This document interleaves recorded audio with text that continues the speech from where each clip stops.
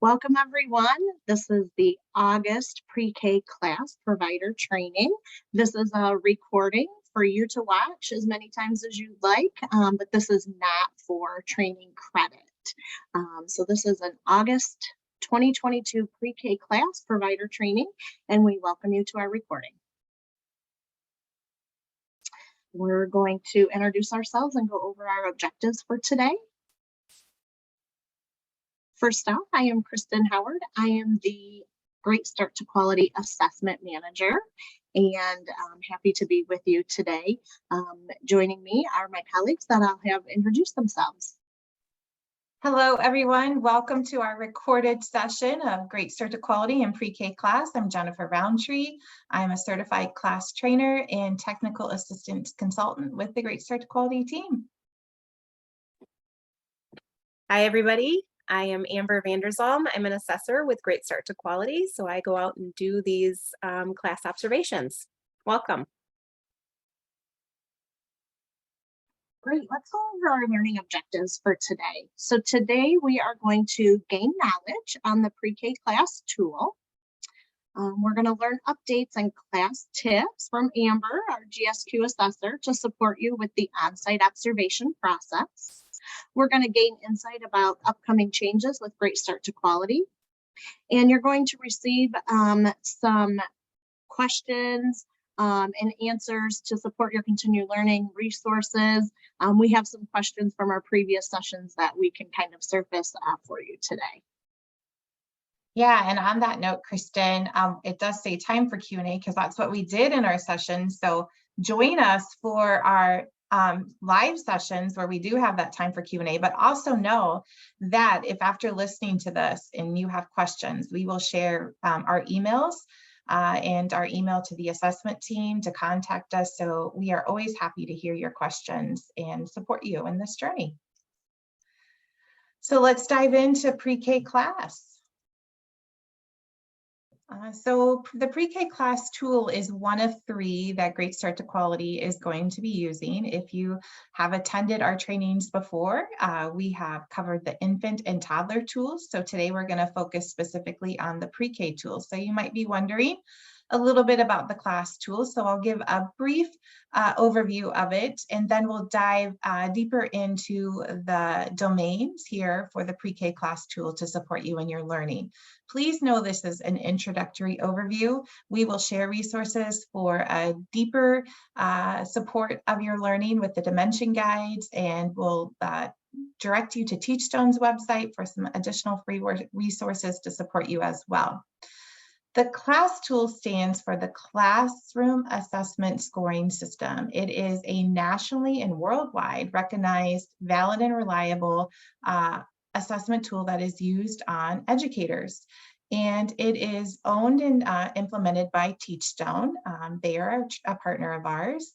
And they are based out of the University of Virginia. So there's been a lot of research and data to support the use of this tool and the effectiveness in supporting all educators in their continuous learning and growth. So as I said earlier, it's one of 3. The pre-K tool is used for ages 3 to 5. And so we will be implementing it, and Kristen will share more on this in February of 2023 in Michigan. It will be an option for you serving children ages 3 to 5. So the CLASS tool really focuses on interactions with all adults in the setting between the children. So not just the head teacher, but all adults within that setting. And the reason it focuses on that is because the research shows that when children are in environments and settings where there's trust and strong relationships, they feel more confident, and we see them growing within their learning.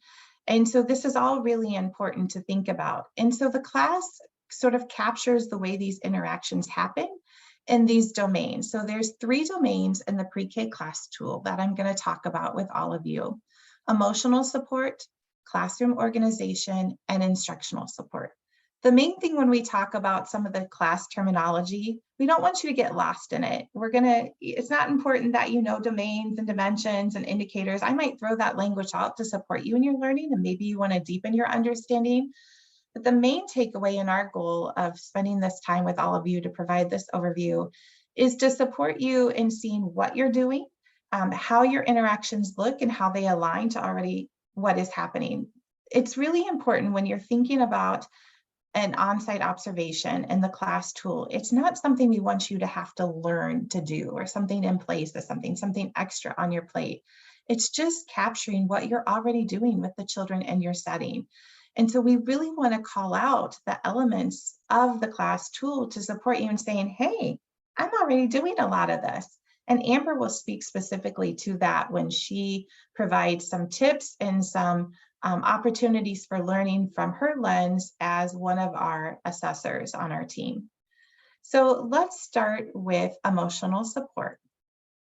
What are we talking about here? Well, we're really focusing again on relationships. They're sort of the heart and soul. And so when we talk about relationships, we're looking at physical proximity, shared activities. So are the adults in the setting, sitting close to the children?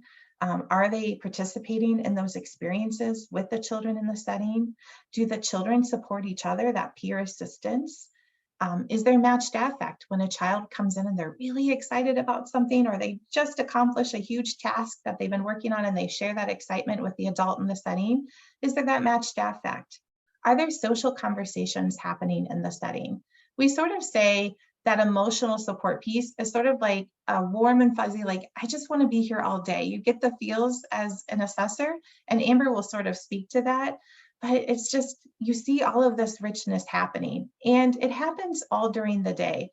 So when we talk about emotional support, it's not just what happens when a child first arrives, or maybe as you might be having a one-on-one conversation with a child, but it's throughout that day with that setting. And it's all adults in the setting interacting and engaging with the children. We're also talking about positive communication. We're talking about respect here. Warm, calm voice, respectful language, children cooperating with each other, adults cooperating with each other. We also will be looking at teacher sensitivity with emotional support. And so how that looks, it's the teacher being aware, anticipating problems, noticing the lack of understanding or any difficulties that a child might be having. And we're talking about all children in the setting, not just one or a few, but all children, being responsive to them, acknowledging their emotions. It's providing individualized support, addressing problems, helping children resolve problems. And then here's an important thing to note about the class tool.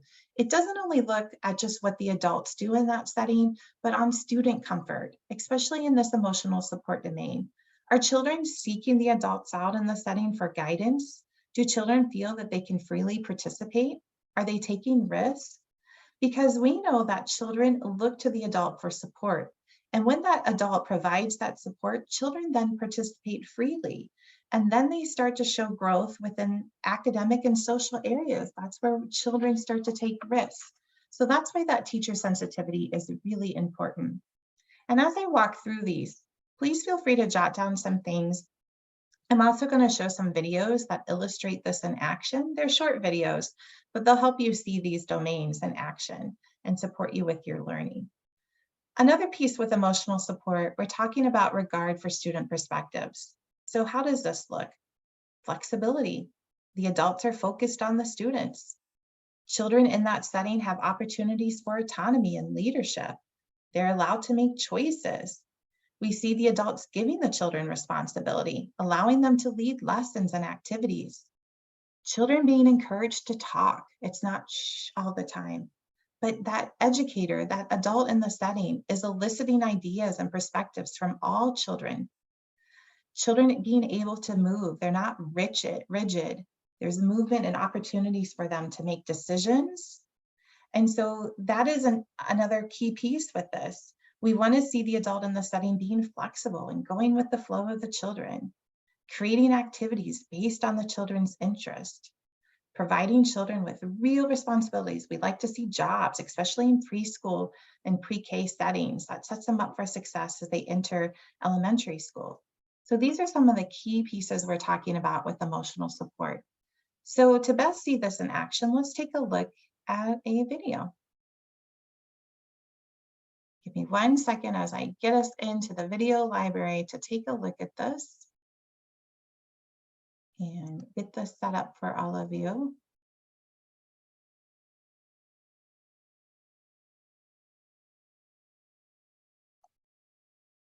And continue to just reflect and take notes on how you support emotional support within this time.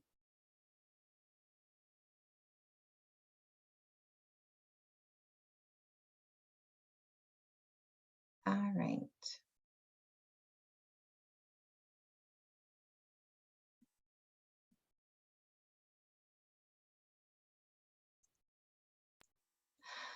All right, so let's take a look at this video. This is on teacher sensitivity again. So really that teacher being responsive, supporting students with addressing problems, helping them resolve problems, thinking things through, generating ideas with them, looking at the children within this setting to be comfortable, freely participating, and the adult in the setting thinking about that individualized support. And really supporting the children in planning appropriately and kind of making sure that the children feel that connection. So let's see how this teacher supports. Something's new. The fire truck.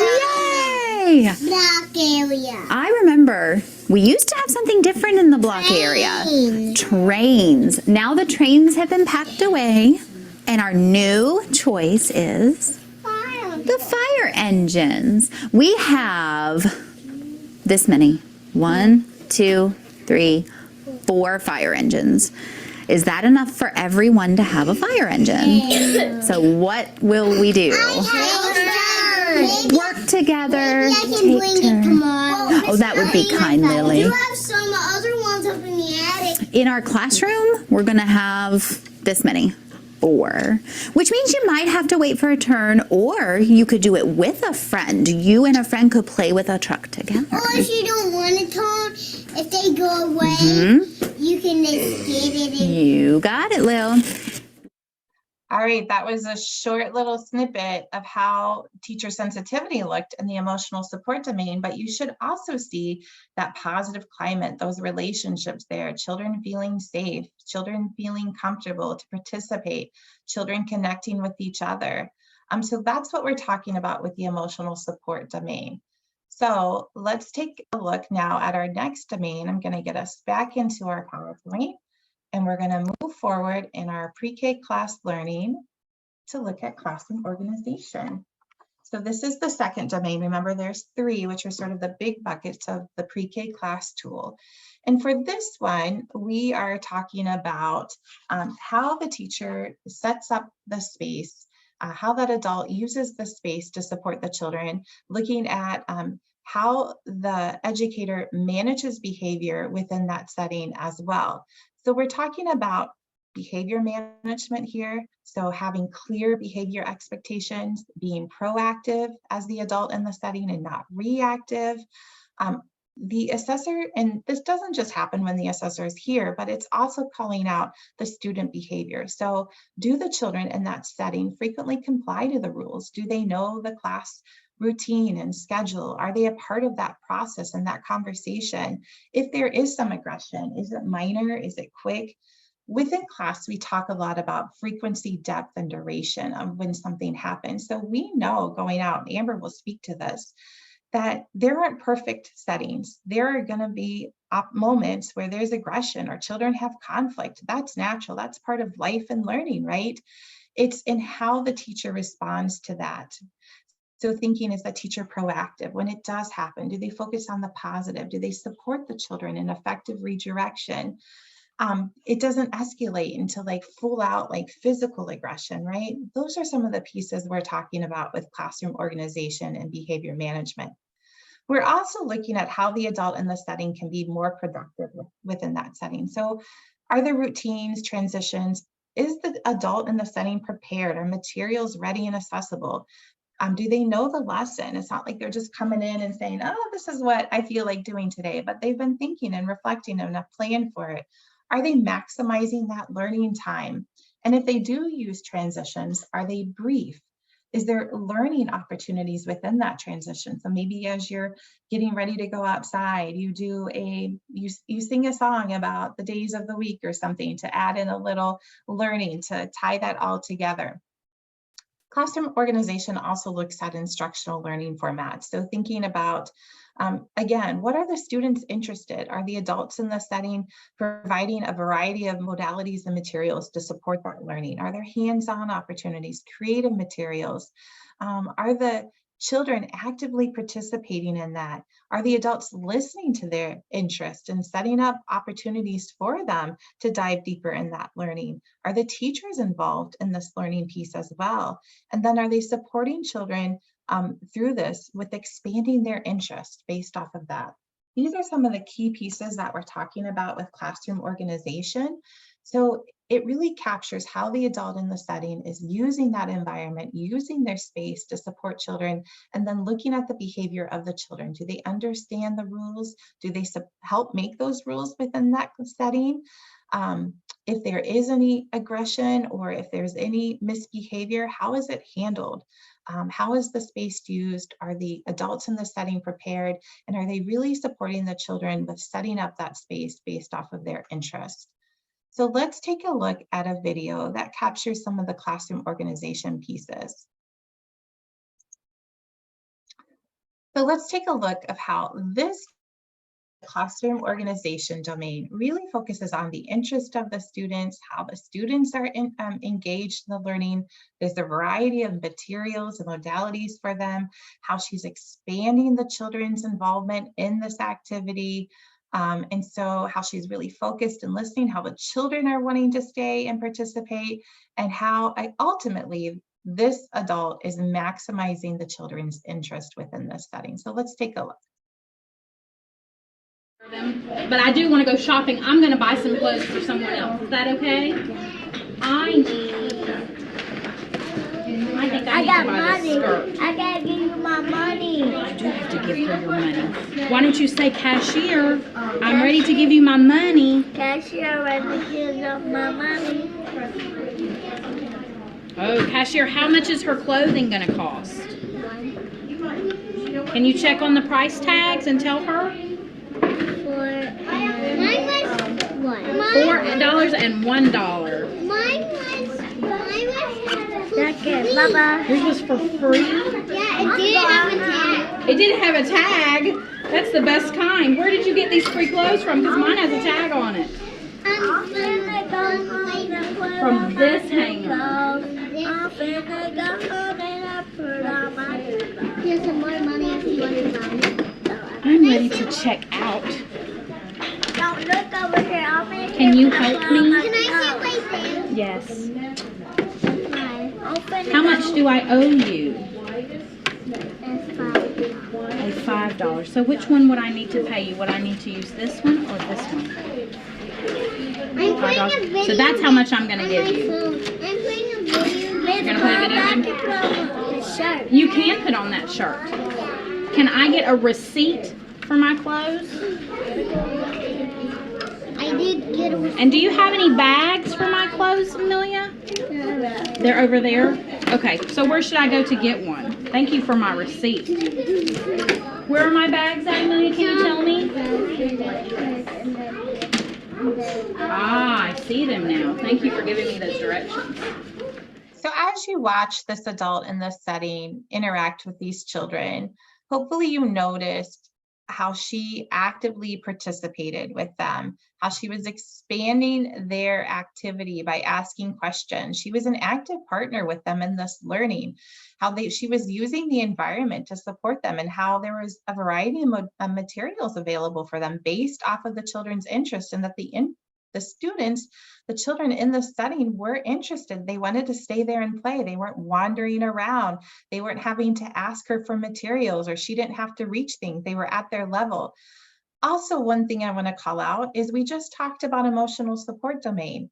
keep in mind that as you watch these videos, when we show these domains, they don't live in isolation. It's not only you focus on classroom organization or emotional support, they all weave together to support these rich interactions between the children and all adults in the setting. It's not that the assessor, when they come, they're only looking for positive climate and respectful language, and then they're going to shift and they're going to focus on classroom organization and see how routines and transitions are set up. What the assessor is looking for and what should happen naturally is all of this feeds together to support these children with these deep relationships, not only with the adults in the setting, but with each other, that then sparks this confidence, these connections, and then these children want to be in this environment within the setting. They want to learn. They want to come back to that place and say, that's my teacher. These are my teachers. These are people that care about me. These are my friends.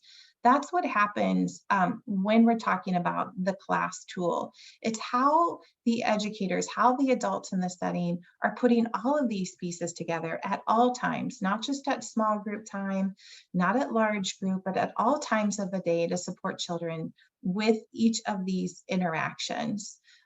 So let's go back to the PowerPoint here. So I'm going to get us back in, and we're going to move on to the third and final domain, which is really the most challenging. So the national research shows of the 3 domains for the pre-K class tool, we talked about emotional support and classroom organization.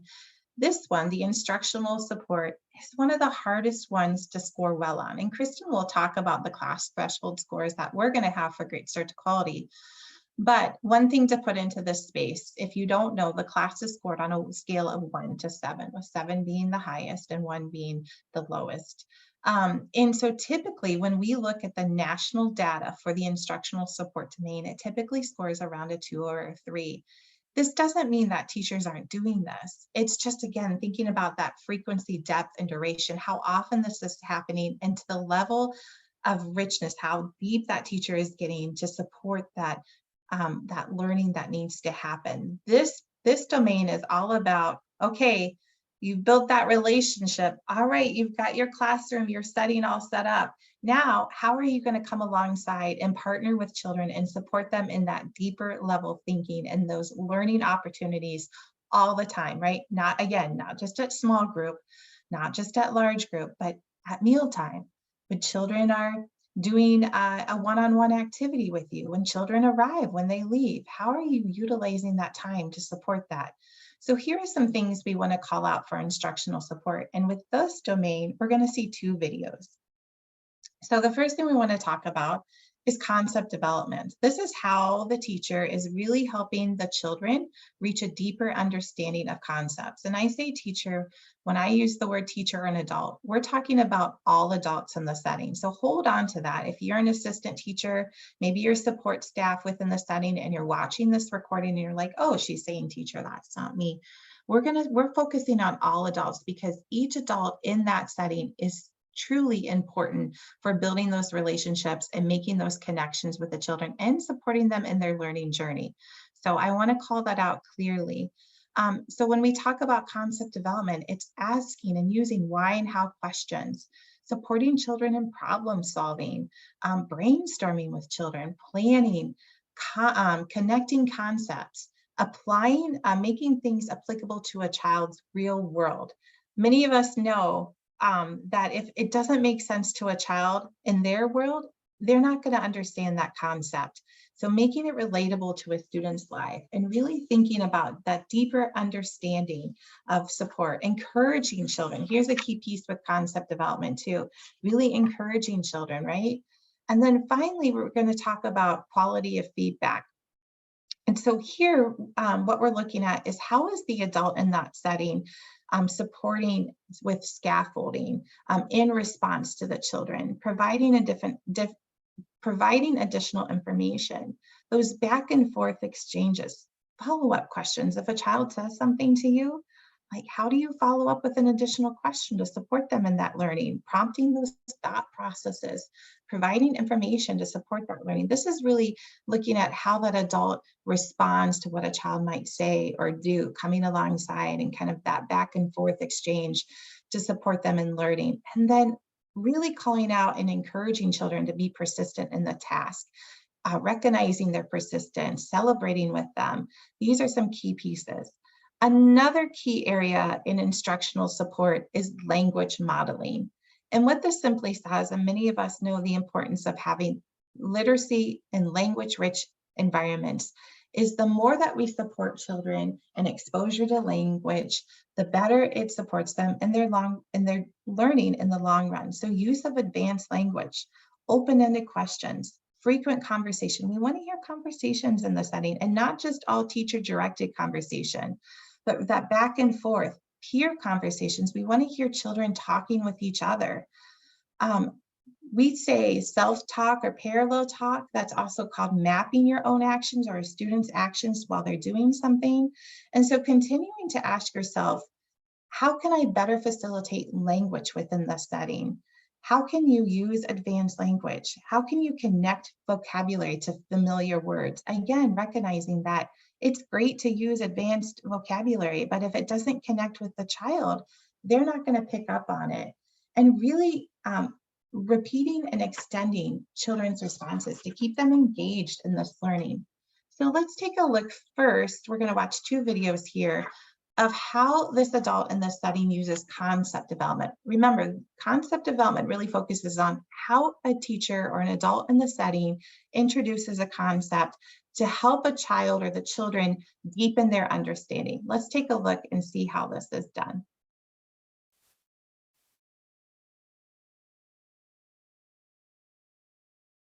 Okay, I have the video pulled up for everyone. We're going to take a look at concept development. So pay attention to how this adult really supports using those why and how questions, predictions, having children explain their ideas, making those connections to the real world, that brainstorming piece. Let's see how this happens in this setting. Okay. So back to the grill. What else do we need in a dramatic play to yes, Olivia? Food. What type of food? Hot dogs and Wait a minute, let Olivia finish. Bacon. You like to put bacon on the grill? And hot dogs. And hot dogs, pretend hot dogs. What is it? And cheese dogs. Cheese dog. You like cheese on your dogs. And tacos. What else would you like to And grill? also chicken. Yes. Peanut butter and jelly. Peanut butter and jelly on the grill? Wow. Well, you know what? You can kind of toast the bread on the grill. How about corn on the cob? Yes, corn on the Yes. How about chicken? How about chicken? So what kind of chicken do we want? The bone in or the bone out? The Bone in. You like bone in? Who like the bone in their chicken? Like a chicken wing or chicken? Who like the chicken breast, which is the boneless chicken? I like the chicken wings. Like Miss Keaton cooks here for lunch.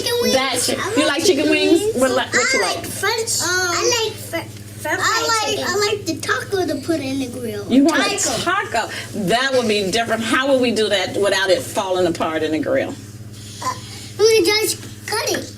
How? We just roll it. Roll it? But if you roll the taco, the tortilla bread, wouldn't that make it a burrito instead of a taco? The taco is the open one and burrito is the roll one. Guess what we don't put in the grill? What we don't put on the grill? Our hands.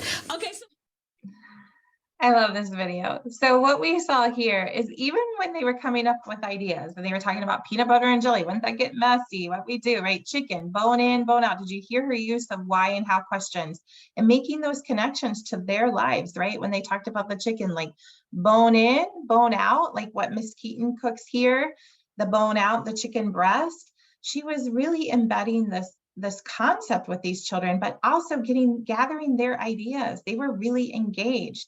And again, when we look at these videos, it's not just about, we're only going to look at concept development right here and how this teacher is introducing ideas for these children. We should also see emotional support. We should also see classroom organization. It's all woven together to support children in their learning, to support children in building those relationships with each other and with the adults in the setting. So I want to continue to call that out.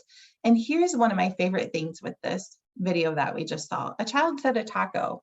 She didn't say a taco on a grill. She said, that would be different. How? She wanted to hear more about that child's idea. The idea was grilling, and so she supported the child, and other children were joining in. How might you grill a taco?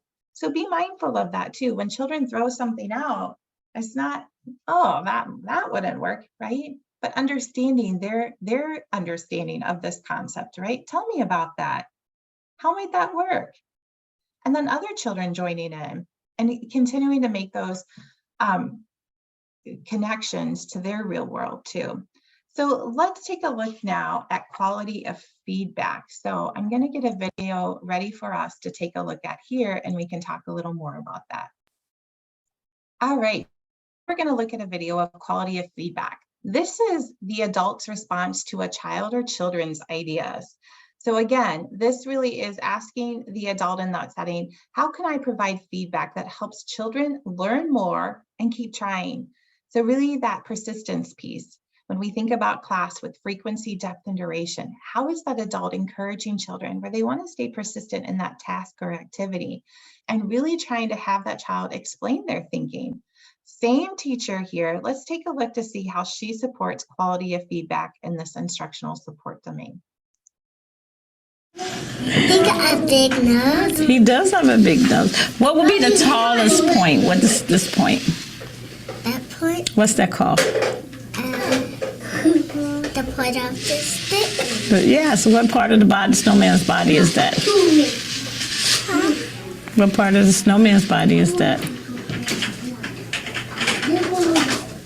He got silly nose. Now say just look at the snowman's body. You have a top part and a bottom part. Just like we have a top part and a bottom part. We have the arms that goes out. We have noses. So what would that be on our body? This is a head. The head, okay, like our head. What about legs? Would snowmans have legs, or would they just waddle in the snow? The water or the They just waddle, so they won't have feet, like us. I forgot the feet. Oh, you're gonna add some feet. No. You go after feet. Okay. I think I forgot to get his teeth. Ah, now they have, that is very creative. You have feet like we have feet. You have two parts of your body, an upper body and a lower body. You have a nose and you have arms and a head. Anything else missing? Yes. What's missing? The back piece. The back piece, what would you use for that? What I appreciate about, and I've seen this video many times, is how this adult in this setting like followed the child's lead and interest. It wasn't about what this adult wanted to see happen. She paused, and I have to remind myself of that too. She paused to see what the child would say or do next. Even if you've noticed like the part about the feet for the snow person, the child said, no, they'll waddle in the snow. And then the child changed her mind and she's like, I'm going to add feet. And the adult repeated, oh, so you're going to add feet. What will you use? And she put the little pebbles on the bottom. So really thinking about how to be a partner in that learning to really encourage a child to be persistent, or children to be persistent in that task. And here's another piece too. Encouragement and affirmation is really called out. It's not just good job, just some generic praise. It's really encouraging the child, being intentional. She said, very creative. Tell me more about that, right? That back and forth exchange, asking those follow-up questions. Again, everything we're showing in the instructional support domain is really hard. It takes a lot of practice. And sometimes we think we're doing it, but we might have to be more mindful about some of these pieces, challenge ourselves for some opportunities to grow when thinking about, am I really asking different why and how questions, or am I using the same one? Am I really practicing the pause and allowing children to problem solve? Or am I just giving them the answers? Are my feedback loops really deep and meaningful and intentional? Or are they kind of dry and generic? Where are some areas for growth? This is a challenging area, even for the most seasoned and expert educator. This is something that we have to continue to be intentional on, to challenge ourselves, set some goals and ideas. How am I supporting open-ended questions? How am I using language and having my classroom setting be a language-rich environment? How am I supporting this child in that deeper desire to learn? These are all things to be mindful of. So let's move on. This again just sort of quickly captures what I went over with concept development and quality of feedback. And we saw those illustrated in those 2 videos that we shared. So just being mindful of what these two, they're different. And so concept development is sort of heavier on the adult of how they're introducing a concept or an idea and supporting children in learning. And quality of feedback is really the response of the adult in the setting with the children's ideas and supporting those back and forth exchanges, providing specific feedback, asking children to explain their thinking or their ideas, and really that recognition and affirmation piece, being genuine and authentic. We've shared with all of you that if you're interested in learning more about the class tool, the dimension guides are a wonderful, wonderful resource. The pre-K tool has a dimension guide. It's available on the Teachstone website. It's teachstone.com. They're $19.95. They're thin little books that have great strategies and ideas. They're broken apart by each domain and dimension, and they tell you specifically like how this looks in your setting. They give you some ideas and they give you a big picture overview of each of these dimensions so you can better understand them. Also, check out Teachstone's website. Kristen will share some more about that. One thing I do want to call out as you're watching this recorded training, you might have heard about Class 2.0 and you're wondering, well, I've heard Class has made some changes. Are these still the things to buy and purchase? Yes, absolutely. We've connected with our partners at Teachstone and they continue to sell the dimension guides. They still recommend them. These are great tools for you or your staff or anyone in your setting to have to support you in your class journey. So know that Class 2.0, there's resources on their website to better understand that. The pre-K tool is the one that's been updated, and really what Class 2.0 is focused on is centering more in equity, looking at the language that was used in the class tool to support all children, all adults within that setting, and just some tweaks in the language within the tool. So the scoring and all of the pieces with the dimensions and the domains will all stay the same. So just know it's more about centering the language for being equitable for all. So that was a brief overview of the pre-K class tool. We'll continue to recommend you going to the Teachstone website and to our website. We'll share these resources at the end of this recording.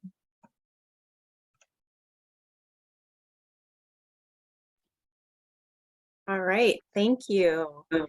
I am going to go over the on-site observation and what to expect when you're going through that process.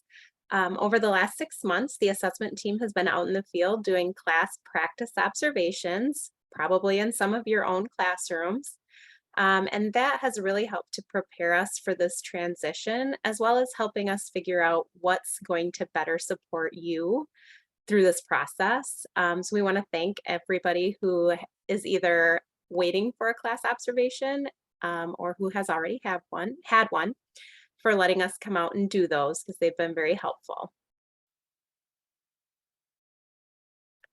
So starting with your observation process, I'm going to talk first about what's going to happen before your on-site observation and then what's going to happen after your on-site observation, but I will also go over what to expect on the day of your observation. So right around the beginning or right before your window starts, you're going to get a phone call from your assessor. And during that phone call, your assessor is going to let you know which classrooms have been selected for observation. And we're going to ask you for a couple of things. We're going to ask you for a detailed current schedule for your classrooms. And we're going to also ask who the assigned teachers are in those classrooms. This will help us better prepare for the observation. These observations are unannounced. So that means we will show up on one day within your observation window that you will not know in advance. We will, during our phone call, ask or confirm your blackout dates, and we will make sure we do not come on those dates. We'll also ask you if you have any additional dates that are not going to be normal So if you have an atypical day, like a field trip or a staff that's going to be out, and we would like to know that information so we come on as normal a day as we can. We will always do our best to accommodate those additional dates, but we can't guarantee. At the end of your observation, once that has happened, you're going to receive a report within a few weeks for each of your selected classrooms. That report is going to include your scores, Great Start to Quality's threshold scores, Michigan's average scores, and it's also going to have some areas of strength for your program, as well as some areas of opportunity for growth. So those areas that have opportunities for growth, we're going to have some suggestions of things that you can do to change the processes in your classroom or the way that you interact with the kiddos to better support those kiddos.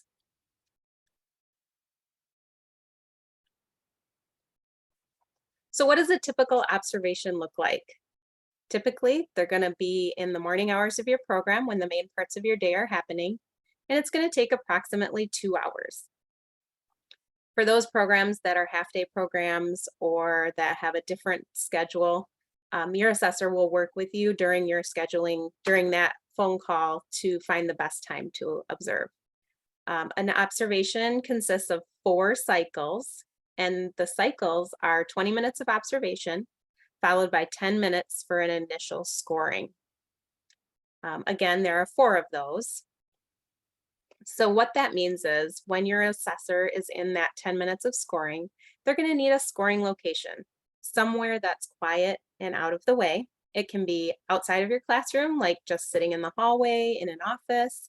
And it can even be in a quiet area of your classroom that's just out of your way. We do know that, you know, if you have kiddos that have some special needs or are going to struggle with your assessor moving in and out of the classroom, that happens. We're aware of that. Just let us know and we'll make some adjustments. I had a program that I went to in a toddler classroom, and I walked in and one of the children had some stranger anxiety and she started to cry. And so rather than continually leaving the classroom for those scoring cycles and drawing her attention, I stayed in my spot. I found a spot that was quiet, it was out of the way, and I just stayed in that spot the whole time. I observed there, I scored there, and I managed to fade into the background, and she had her normal day, and the teachers had a normal day. And so we want to make sure that this is the easiest process that we can for you and your kiddos. So just let us know if you think that's going to be a problem. And if we notice it is becoming a problem, we will also make those adjustments.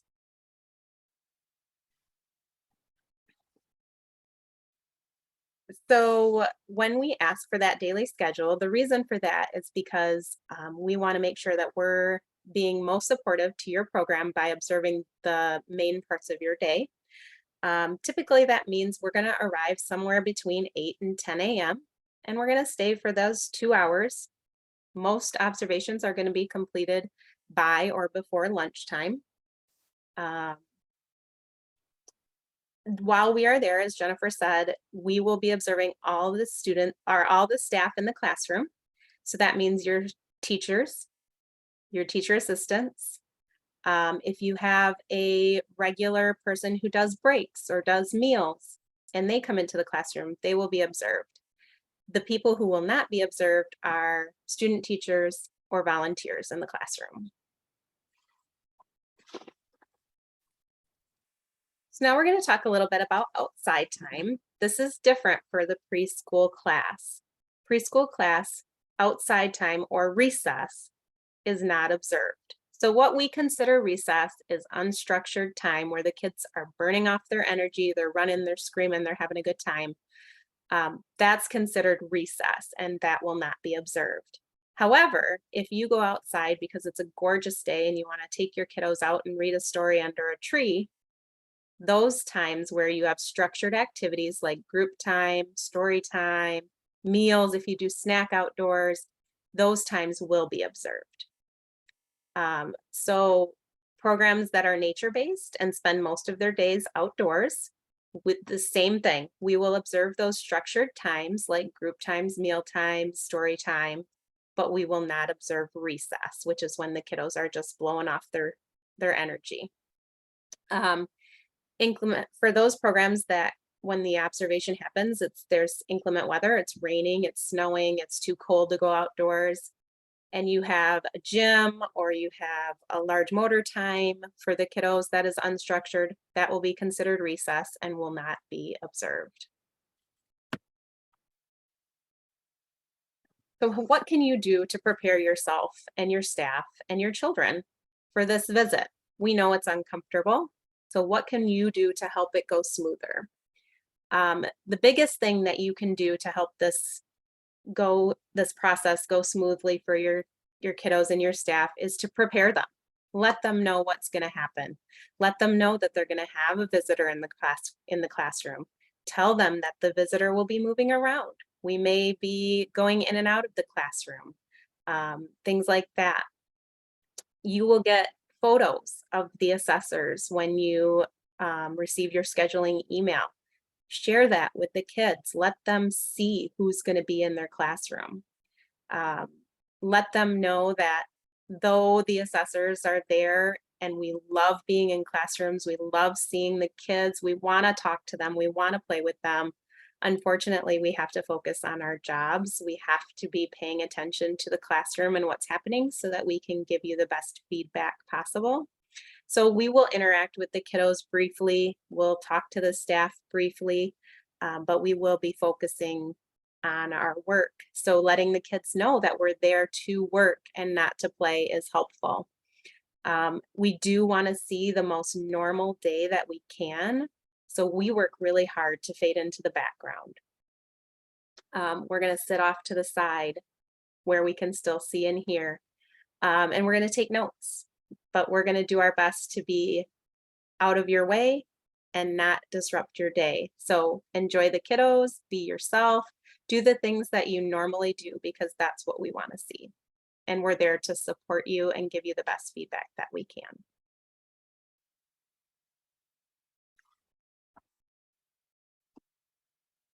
Alrighty, thanks, Amber. So you're probably wondering why all this talk about class, and as Jennifer mentioned earlier, class is going to be an option for Great Start to Quality in February of 2023. So we're going to take a minute to talk about the process and the quality levels. As you may have heard, there will no longer be star ratings in this process. So instead, there's going to be quality levels.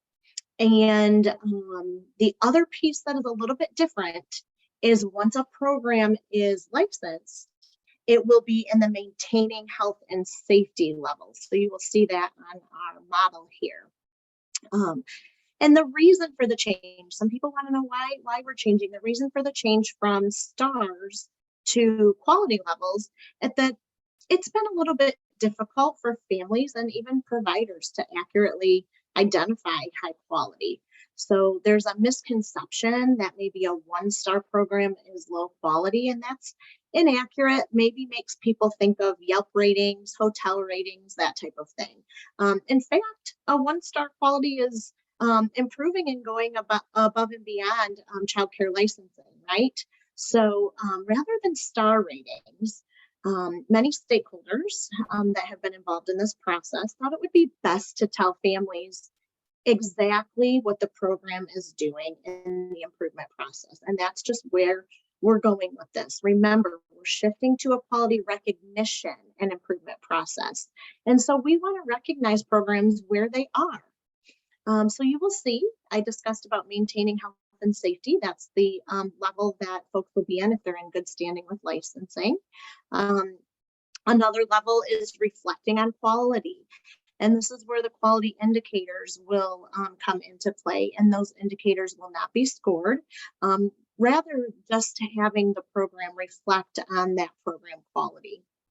The next level is enhancing quality. This is where the program is going to set goals and receive coaching and consultation from the local resource center, which we'll definitely talk about more, but that's a great resource for you as your resource center folks. And then you're probably wondering about class, right? This is a class training. So on-site observations, what Amber mentioned, is going to take place when the program or provider is ready and agreed upon by the resource center staff to move into demonstrating quality. So that's where that class observation as an option would take place. So this is where the program completes their goals and then meets that threshold score, which I'll talk about during on-site observation. So Great Start to Quality currently uses the Program Quality Assessment, or PQA, for early childhood programs as that on-site tool for assessment. And right now we're using the school age PQA for out-of-school time only programs. So I know this is a class recording and training, but I wanted to make sure that you understand where class fits in here.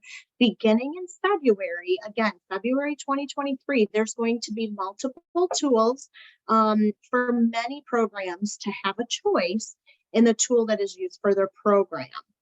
So class and ERS will be tool options for young children, while the SEL PQA, that social and emotional learning program quality assessment, will be for out of school age children only. And then here's a little chart that you might want to take note of with the features of each tool. So there's many features that are similar and different about each tool. And this chart's available on our website and can be used to see those similarities and differences. As you can see, as Jen mentioned before, CLASS is a nationally recognized research-based tool. And as you learned from Jen, focuses on effective adult-child interactions. So you take a second here to look at this chart and you can see the similarities and differences.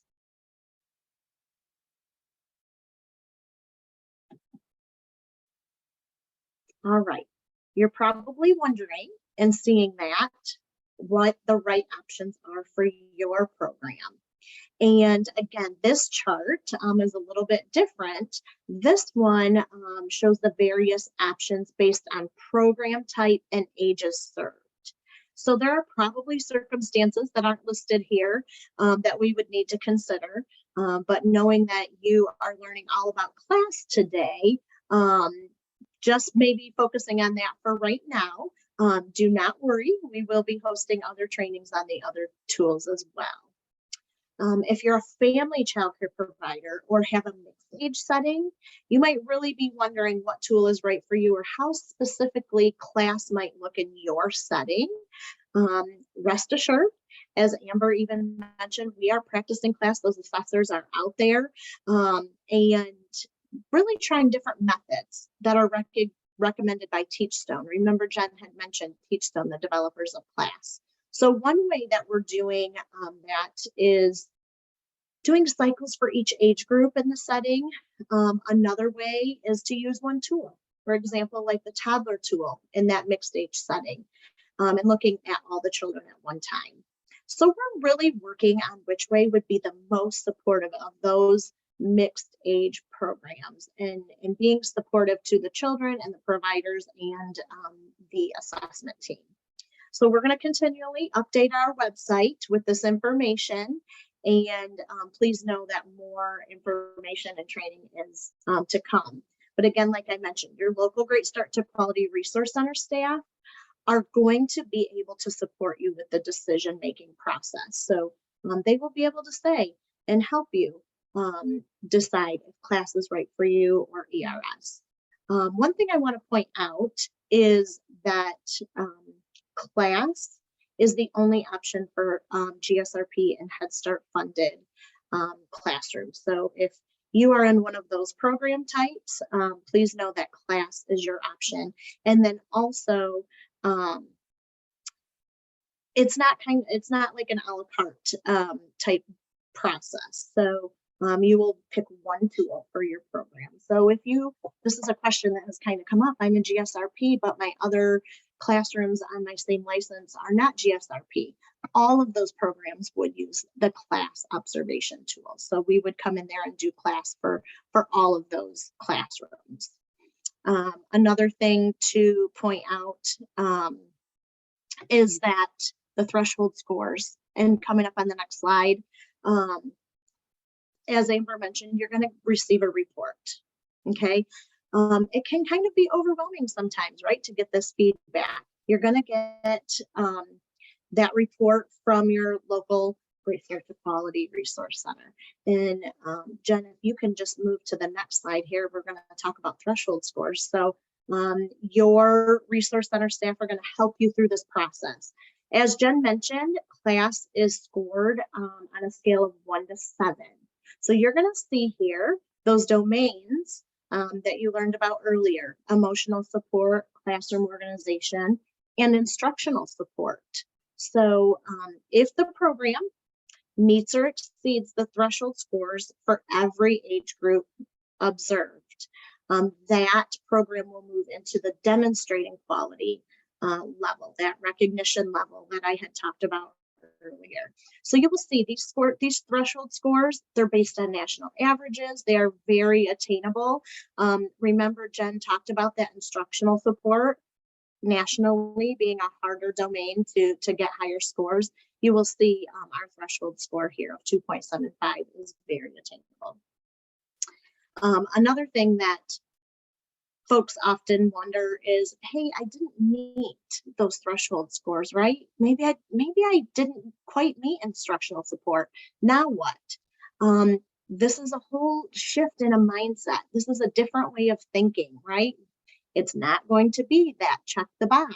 It's not going to be that star rating. You're going to receive support, and it's all about improving quality. So you'll be able to make some goals and decide how you want to move forward for your program and what's best for you and your kiddos.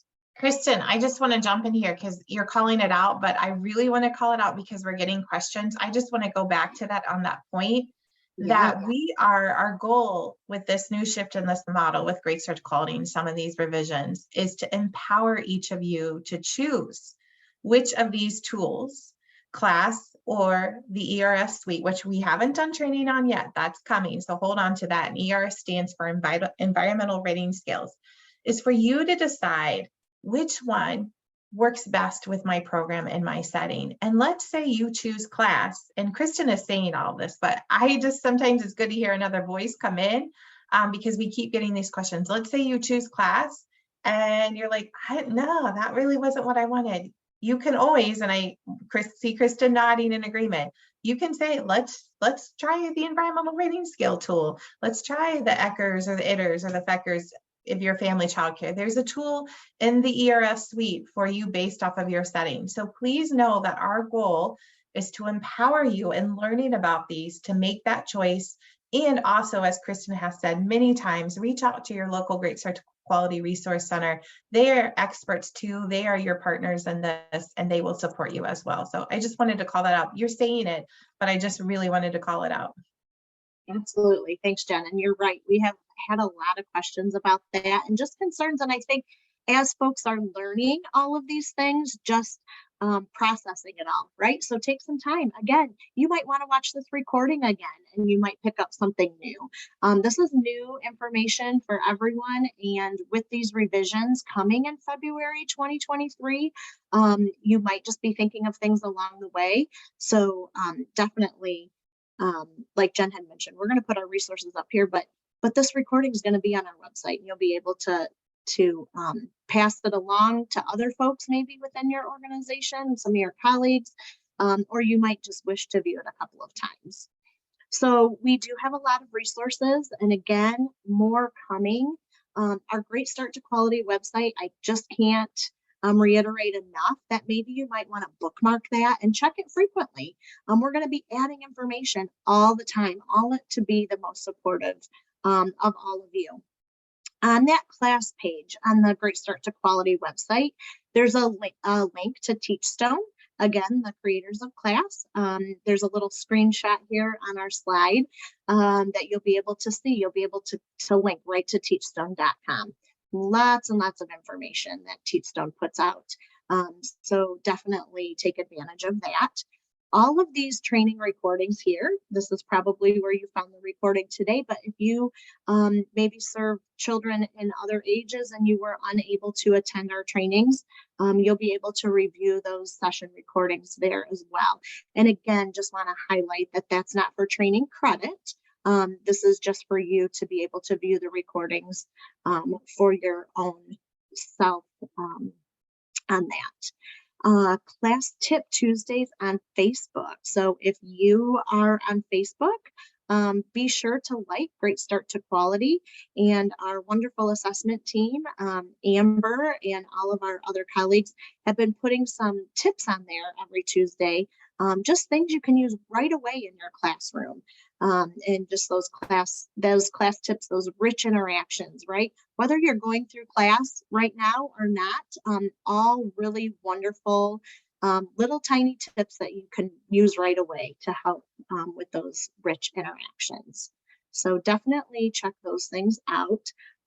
Continue to watch for our trainings. Like Jen had mentioned, more is to come. Our contact information is here. If you have questions about that on-site observation process, anything that Amber went over, please feel free to reach out to the assessment team at assessment@ecic4kids.org. You can reach out to me if you have questions about the new process, Great Start to Quality, and those quality levels. Feel free to reach out to myself. And Jennifer Roundtree is our certified class trainer. So please feel free to reach out to Jen if you have anything related to class, any questions, concerns, maybe you're unsure about things on teachstone.com. Definitely reach out to Jen, anything class related. She has a wealth of information on all things class. So thank you for joining us today for this recording. Again, we are here to support you through this whole process, and we look forward to seeing many of your programs coming through our new revised Great Start to Quality quality recognition process. Have a great day.